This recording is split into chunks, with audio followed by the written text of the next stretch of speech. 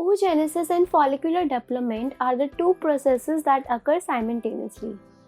In this video, I am going to cover the remaining part of oogenesis and follicular development.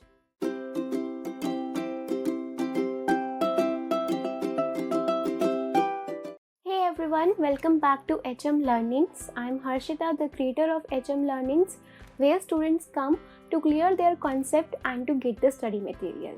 Make sure that you have subscribed my channel. You can also follow HM Learnings on Facebook, Instagram and Twitter for daily updates. We have also started uploading all our slides on the website known as SlideShare. You can easily download and clip our slides from that website.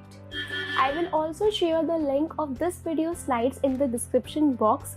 So you just need to click on that link and you will be on the SlideShare. So with this we will start our today's video, that is the second part of the oogenesis and the follicular development. So we have finished the half of the part of oogenesis and follicular development in the previous video in the part 1. In that I have discussed the primordial follicle, the primary and the secondary follicle and the antral follicle, as well as the oogenesis steps which are involved during all the stages of this follicular development. So if you haven't watched that video, please go and watch that video. Only then the purpose of watching this video will be fulfilled. So we will continue the video, the second part of this video, by talking about the Graafian follicle. Then we'll talk about the dominant follicle and peri-ovulatory period, and finally we will end this video by talking about the corpus luteum. Okay, so we have completed up till the antral follicle. In that we have seen that there is a oocyte, and that oocyte is being surrounded by the zona pellucida. Then after the zona pellucida, there will be another layer of the granulosa cell which is called as the cumulus ooporus. Then there is an antral cavity, and outside the antral cavity there is another layer of the granulosa cell which is called as the mural granulosa cells. Okay, after this there will be basal lamina, and out of the basal lamina there is a theca cells. So this is the structure of an antral follicle, and the theca cells are getting a rich blood supply. Okay, so this is the structure of a antral follicle. And now when we talk about the Graafian follicle or the pre-ovulatory follicle, there is no change in the structure of the follicle. The structure remains the same. Only thing is that here the size of the follicle is increased much.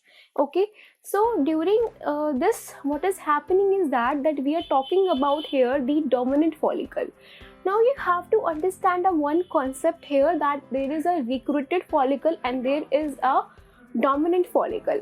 So at the end of the previous menstrual cycle, there has been recruitment of the 2 to 5 mm antral follicles, and these follicles now they will undergo the process of the follicular development. Okay, or you can say the growth phase. If you remember in the previous video, I have told you that these follicles either they go into the atresia or they can go into the development. Okay, so it depends upon what? It depends upon basically the paracrine factors which are secreted by the oocyte and by the follicle cells.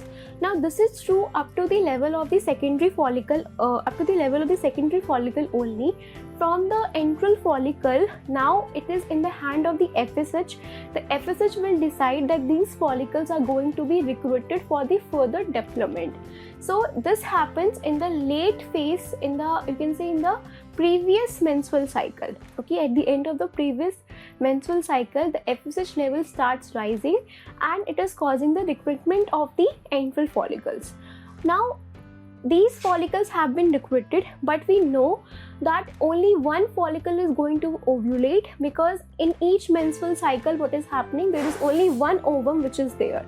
So that means only one follicle is going to ovulate, and that means out of these all recruited follicles we have to select one follicle which is the dominant follicle. Okay, so there is recruited follicles and there is dominant follicles. Okay, dominant follicle only. So now dominant follicle is being selected, and that process is called as a selection. So both the recruitment as well as the selection, these processes are done by the FSH only. But the recruitment is done by the high levels of the FSH and the selection is done by the low levels of the FSH. So in the early follicular phase, what has been happening, now the follicles are re-recruited. It's just like an audition, like that all the follicles have came and the FSH has to select the one best follicle. Okay, so FSH does that by decreasing its level.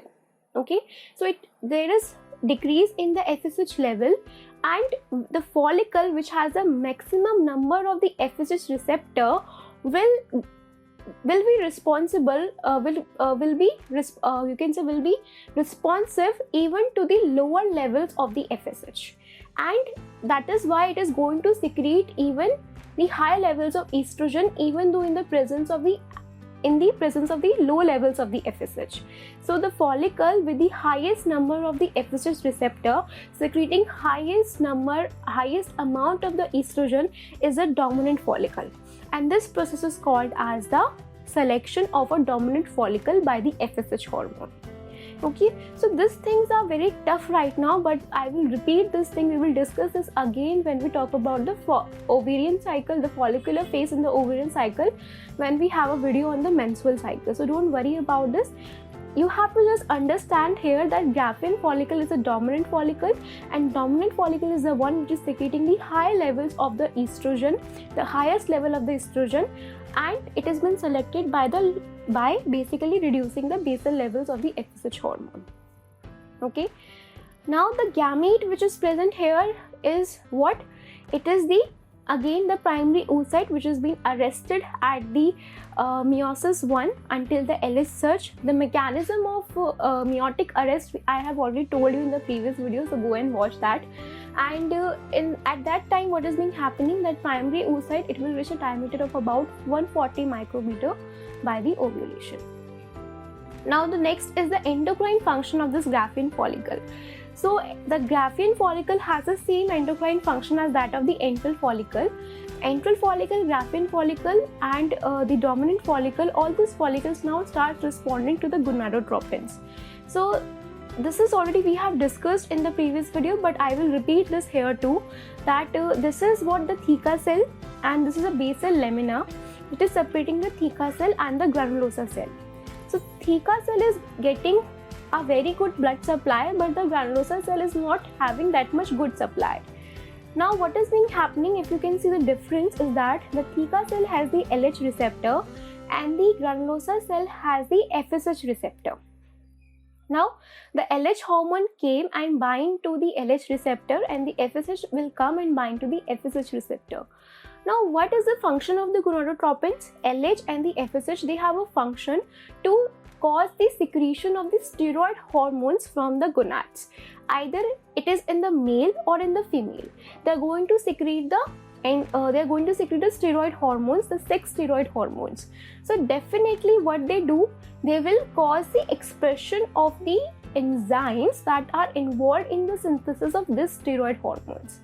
So it causes the increase in the expression of the enzymes involved in the synthesis of these steroid hormones, as well as cause the secretion of these steroid hormones. Okay, only then there will be rise in the steroid hormones. So LH came and bind to the LH receptor. It will cause the expression of all the steroidergic enzymes that are responsible for the synthesis of the steroid hormone, as well as we know that the steroid hormone are synthesized by the help of cholesterol. So they should be increased in the expression of the LDL receptor and the HDL receptor, and there should be activation of the star protein also. So definitely what will happen, there will be increase in the synthesis of the steroid hormone. And here the point which you need to remember is that androstenedione is the hormone which is basically synthesized by the theca cell. Why? Because the 17-beta hydroxysteroid dehydrogenase is not that much expressive here, and the other hormones are also not there, and that is why the main hormone output by the theca cell is the androstenedione and not the testosterone. So now what will happen, this will either diffuse into the blood vessel, or it will go and diffuse through the basal lamina to reach to the granulosa cell. Now FSH has came and it will bind to the FSH receptor. It will cause the expression, definitely it will also cause the increase in the synthesis of the steroid hormone. So it will definitely cause the same thing. It will increase the expression of the enzymes which are involved in the synthesis of the steroid hormones. So it will cause the increase in the expression of the aromatase enzyme. And hence it will increase the formation of the estradiol, which will be then released into the blood vessel. Another thing is that FSH is causing the increased expression of the LH receptor. Why? Because I have said that in the follicular phase, the FSH levels are going to decline. So FSH is basically ensuring that there must be LH receptor, so that the granulosa cell can be responsive to the LH hormone, and it can continue to express the aromatase enzyme, as well as it can cause the luteinization process also, which we'll be covering in the upcoming slides. Okay, so with this we have finished with the Graafian follicle. Now we moved on to the next follicle, which is the dominant follicle within the peri-ovulatory period. Okay, so still here is a follicle which is the Graafian follicle only, but there are certain changes which is happening with that follicle in the peri-ovulatory period. Now what is peri-ovulatory period? Peri-ovulatory period is the period which is the time from the onset of the LH surge to the ovulation. Okay, so there is a LH surge, and after 32 to 36 hours of the LH surge, there is ovulation. So that time period is called as a peri-ovulatory period. Okay, so there are changes which are happening during this peri-ovulatory period, and these all changes are basically induced by the LH surge. The LH surge is causing the structural changes as well as the changes in the endocrine function. So the structural changes involves the formation of the stigma, that is basically the rupture of the ovarian follicle to release the ovum. The ovulation process, because we know that the LH surge is causing the ovulation, and the luteinization. Luteinization means what? The formation of the corpus luteum. We know that after the ovulation, the remaining part of the ovarian follicle is going to form a corpus luteum. But the process of that corpus luteum formation starts within the peri-ovulatory period. Okay, so these are the structural changes which have been induced by the LH surge. Now basically here the changes in the endocrine function are happening in order to ensure that the corpus luteum is going to produce the progesterone, okay, and making the individual ready for the pregnancy. So the oocyte here is that there is LH surge, so definitely what will happen, there will be a release of the meiotic arrest, and the oocyte along with the cumulus oophorus will be expelled out of the ovary. Here at the ovulation, because of the release of the meiotic arrest, there will be a formation of secondary oocyte and the first polar body, and then the secondary oocyte undergoes meiosis 2 and get arrested at the metaphase 2. So with this we move on to the endocrine functions of the endocrine changes which are being happening during the peri-ovulatory phase, and these changes are also induced by the LH surge. Okay, so I will directly switch to the diagram to make you understand that what has been happening. So you just need to note down the differences which we are seeing in the Graafian follicle endocrine function and here. What are the changes which are being happening? So if you can see, there was a basal lamina which is present between the theca cell and the granulosa cell. And now there is a distortment of the basal lamina. There is no basal lamina between the granulosa cell and the theca cell. And this distortment of the basal lamina is basically done by the LH surge. Now what is the purpose of that? The purpose is that now the granulosa cell is also getting the good blood supply. Okay, the purpose of getting the good blood supply is that now the granulosa cell has the access to more and more cholesterol. More and more cholesterol can be accessible by the granulosa cell in order to make a sufficient amount of the progesterone. Okay, so now if you remember, in the diagram of Graafian follicle we have seen that the granulosa cell is making the estradiol primarily and not the progesterone. but here it is the progesterone which is being synthesized primarily. So what are the changes which will happen? You just need to apply your common sense and you will be able to write down. The enzymes which are involved in the formation of the estrogen will be get inhibited, they will be get depressed, and the enzymes which are involved in the synthesis of the progesterone will be get overexpressed. And all of these things will be done by what? These things will be done by the LH. Because LH is the hormone in the luteal phase, the LH will come, bind to its receptor, and it will cause the expression of those enzymes which are involved in the progesterone synthesis, and the expression of those, and you can say the inhibition of those enzymes which are involved in the synthesis of the estrogen.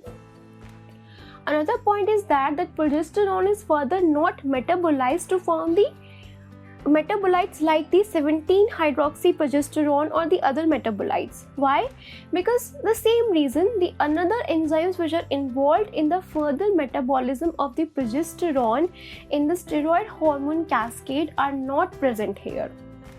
Okay, and all these are done by the LH hormone.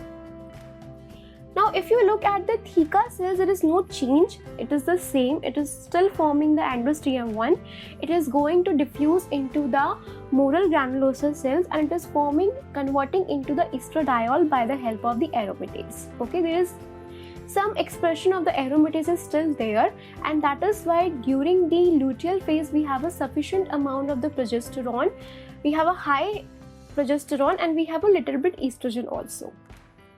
Okay, so I understand that you are overloaded with very much information, but you have to understand that you don't need to remember all these things. You just need to understand all these things. It's completely okay if you're not able to write down all these things at your exam sheet. It is not supposed from you also. But the thing is that we are not talking only about the oogenesis. We are not talking only about the follicular development. We have a holistic approach towards the female reproduction. We are covering the oogenesis, we are covering the follicular development, and if you see, we have covered much of the part of the ovarian cycle of the menstrual cycle. So when we talk about the menstrual cycle and we are talking about the ovarian part in that, at that time you come to know that much of the part you have already known. So you have to understand that when you're talking about the medicine, when you're talking about the physiology, it is not possible that you are going to study the one part alone or an individual basis. It will be coupled with so many things. And that is my belief that we should study always in a holistic manner, because it will cover so many topics together. It will take time, but it will cover so many topics and it will clear your concepts. And that is why HM Learnings is known, because we believe in clearing the concepts. Okay, so now we talk about the last follicle, which is about the corpus luteum. Not much is about this, just that it has been formed from the luteinization of the mural granulosa cells and the theca cells, and these cells are going to secrete now the progesterone by the same thing which we have discussed in the previous slide. The endocrine function is the same as that of the dominant follicle within the peri-ovulatory period, and here is that the lifespan of the corpus luteum is only 14 days plus minus 2 days, and the corpus luteum will remain or regressed will depend whether the fertilization, whether the implantation has been happened or not. If it has been happened, there will be a release of the human coronary gonadotropin, which is going to rescue the corpus luteum so that it can remain and going to secrete a sufficient amount of the progesterone required to sustain the pregnancy. But if there is no implantation, no fertilization, there will be no SSG, so there will be a regression of the corpus luteum in response to the prostaglandin which has been secreted by the granulosa lutein cells and the uterus. And finally, the corpus luteum will now form a corpus albigans, which will sink to the medulla of the ovary and finally get absorbed. Okay, so with this we reach at the end of this video. If you like this video, please like, share and subscribe to our channel. Comment down your suggestions if you want to know more, or if you want to know some other topics on the physiology, and Let me know in the comment section if you have any doubt, because this topic is really very confusing and tough topic, I know. And we will also post the slides of this video in the SlideShare, so go and check, and follow us on Facebook, Instagram and Twitter. Till then, keep learning.